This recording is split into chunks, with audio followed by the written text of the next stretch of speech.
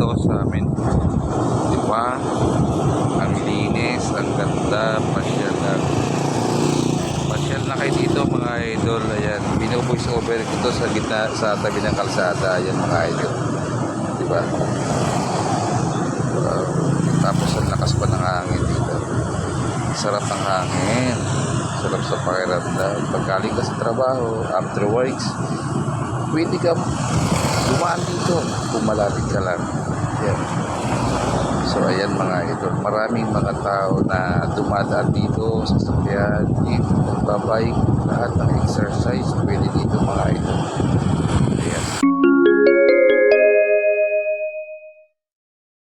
So ayan mga idol, yun na nga sinasabi ko, napakaganda dito sa lugar na to. Ito yung malapit sa amin mga idol. Yan yung mga binibidyo ko dati pa. So ayan, tingnan mga idol, napakaganda, napakalinis, sarap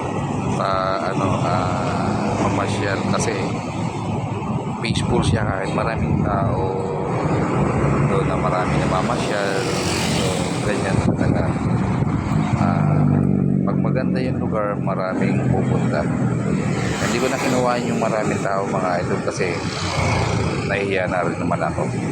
Siyempre yung privacy na rin nila, nire-respeto natin. Ayan mga idol, ayan, tingnan nyo mga idol, napakaganda. Ayan, diba?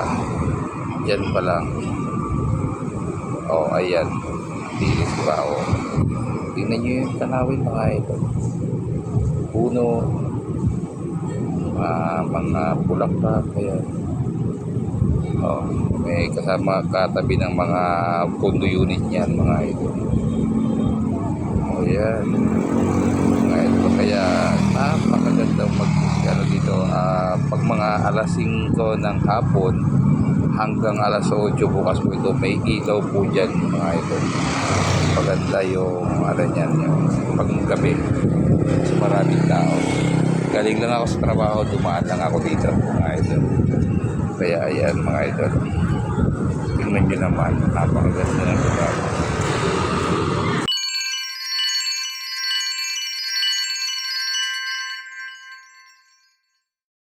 Ayan mga idol, yun tingnan nyo mga idol, diba?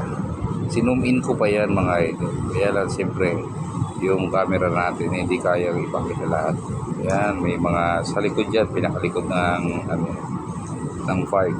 Kaya may mga tumutubo pa rin, mga halaman, mga bulaklak. Kaya sa likod yan, kita nyo, likod yan mga idol.